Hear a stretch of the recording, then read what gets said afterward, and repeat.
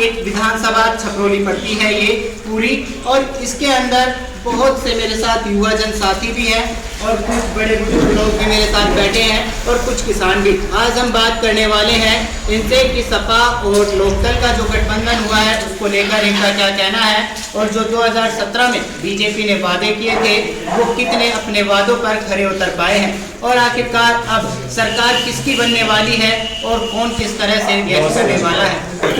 गठबंधन के साथ है, कौन बहुमत के साथ संतुष्ट बिल्कुल नहीं। हमारा मिलने का पेमेंट कहते हैं 15 दिन करेंगे, साल भर हो गया तो मिलने का पेमेंट दिए, जो वादे करे कोई पूरा नहीं करे उन्होंने। सत्ता पक्ष का कहना तो ये है कि वो 14 दिन में जो उन्होंने गन्ना भुगतान को लेकर बातें कही थी वो अपना वादा पूरा कर रहे हैं, पर लेकिन कहीं ना कहीं किसान जो हमारे साथ बैठे हैं इनका कहना है कि पुराने पिछले 1 साल का इनका गन्ने का पेमेंट भी रुका हुआ है। लेकिन हमारे साथ और भी किसान हैं, इनसे बात करेंगे, क्योंकि आप सभी ने देखा कि लगभग 1 साल तक किसान नेताओं ने वहाँ पर बैठकर अपने MSP कानून को लेकर बहुत सी बातें भी की, और मोदी ने जो कानून बनाए थे उन्हें वो वापस लेने भी पड़े, क्योंकि कहीं ना कहीं किसान की ये जीत बहुत ही देखने को मिली। आखिरकार उत्तर पश्चिमी यूपी के अंदर किसानों का जो माहौल बना हुआ है वो कहीं ना कहीं बीजेपी के विपक्ष में जाता हुआ नजर आ रहा है, क्योंकि कहीं ना कहीं बीजेपी अपने कामों को पूरी तरह से लोगों के बीच नहीं उतार पाई। और भी हमारे साथ है, आइए हम उनसे बात करते हैं। आपका नाम?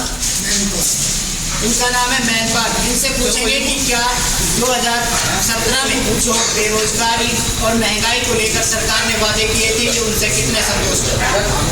कोई वादा पूरा नहीं है।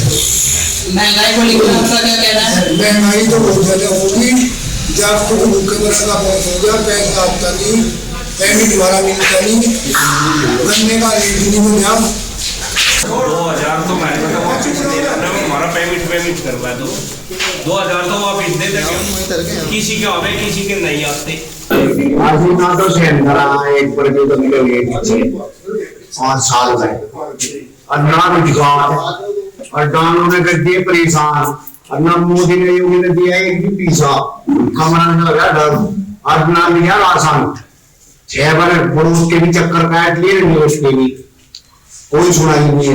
इनका कहना है कि विधायक जीते जरूर थे, पर लेकिन जब से वो जीते हैं तब से वो अभी तक इस क्षेत्र में बिल्कुल भी नहीं आए। जैसा आप सभी को बता दें कि यहाँ की सड़कें भी ऐसे ही टूटी फूटी पड़ी है और गड्ढे भी है। इन लोगों का कहना है कि विधायक जीते जरूर थे, लेकिन कहीं ना कहीं उन्होंने जो काम करने चाहिए थे, जिस वादे पर वो आए थे वो वादा पूरी तरह से काम नहीं किया है। यानी आने वाले विधानसभा चुनाव को देखते हुए काफी सरगर्मी बढ़ती हुई नजर आ रही है। क्या एक सवाल और हम पूछेंगे कि 2017 में जो बीजेपी ने तीनों यानी बागपत विधानसभा में 3 सीटें हैं, तीनों पर बीजेपी का परचम था, इस बार क्या तीनों सीटें एक बार फिर बीजेपी दोहराएगी या फिर नहीं?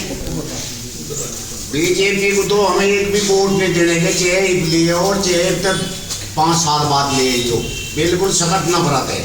हम लोग दल को देंगे जयंत चौधरी को। तो इनका कहना है कि ये बिल्कुल बीजेपी के विपक्ष में है, यानी कि सत्ता पक्ष अब कोई भी काम नहीं करने वाला, चाहे वो कितने भी वादा कर ले। आज एक सवाल और उठा है, जहां अखिलेश ने एक बड़ा मास्टर स्ट्रोक खेलते हुए कहा कि वो अगर जैसे सरकारी नौकरी पर जो लोग हैं उनको पेंशन दोबारा से देंगे। इसको लेकर इनका क्या कहना है, और बीजेपी पर ये कितने पूरी तरह से हावी होंगे या फिर नहीं, ये भी हम आपको बताएंगे। किसान और मजदूर तो भूखा बैठ गया सड़क पे। जो मास्टर स्ट्रोक खेला है अखिलेश ने, इनका कहना है कि जो पेंशन अखिलेश ने मास्टर स्ट्रोक खेला है वो कहीं ना कहीं सफल होने वाला है सपा और रालोसपा, यानी कि किस तरह से अब किसान नेता उत्तर पश्चिमी यूपी के अंदर पूरी तरह से बीजेपी के विपक्ष में है, पर लेकिन योगी सरकार अभी भी मुस्लिम और जाट के बीच में खेल खेल रही है। कहीं ना कहीं एक बार फिर हिंदू और मुस्लिम बनता हुआ नजर आ रहा है। यानी आने वाले विधान हमें इनके 15 लाख रुपए नहीं चाहते, हमें तो इन बच्चों का रोजगार चाहिए। ये रोजगार मैंने बताओ, इतनी निकम्मी सरकार है, इसे ना बढ़ने छपरोली में बिल्कुल भी।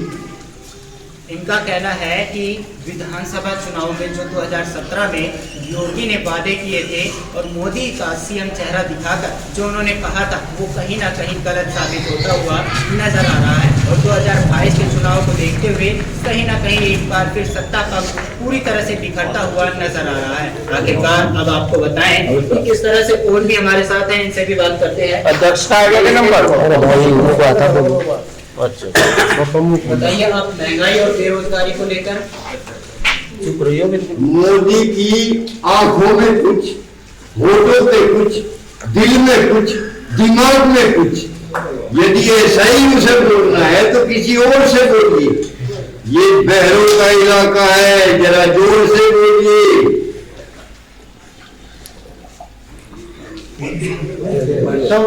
इनका कहना है कि मोदी ने जो वादे किए थे वो कहीं ना कहीं गलत किए थे, क्योंकि इनकी संतुष्टि पूरी तरह से नहीं हुई। योगी सरकार जो 5 साल सत्ता में रहकर काम कर रही थी वो पूरे काम उन्होंने नहीं किए हैं। कहीं ना कहीं अब पूरी तरह से किसान तो नाराज है ही, और बेरोजगार युवा जो मेरे पीछे खड़े हैं ये भी काफी ज्यादा नाराज है मोदी और योगी से। कहीं ना कहीं जो मोदी और योगी काम कर रहे हैं वो गलत काम कर रहे हैं, और सत्ता पक्ष और विपक्ष कहीं ना कहीं एक बार फिर पूरी तरह से बिखरता हुआ नजर आने वाला है। बेरोजगारी में तो सब बढ़ा है, खाली कुछ भी नहीं हुआ। हमारे देखो, अगर हम लोग सक्सेस होंगे किससे होंगे, श्रमिक कार्ड बना रहे हैं यहाँ पे, श्रमिक कार्ड से थोड़ा रोजगार मिल जाएगा।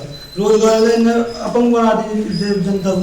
नहीं, उनका तो कहना है कि उन्होंने वैकेंसी निकाली है, यूपी पुलिस की 3 बार वैकेंसी आ चुकी है, टीचरों की भी वैकेंसी आई है। नहीं, यूपी पुलिस की वैकेंसी आई है, जिसमें जो यूपी पुलिस के जाने के लायक था, जिसने मेहनत करी वो गया भी है, ठीक है, उसमें तो कुछ कह नहीं सकते। वो तो अपनी कमी है युवा की, जिसने नहीं पढ़ाई करी, नहीं करा तो वो नहीं जा पाया। रही टीचर की कोई भी सक्सेस भर्ती नहीं हुई है।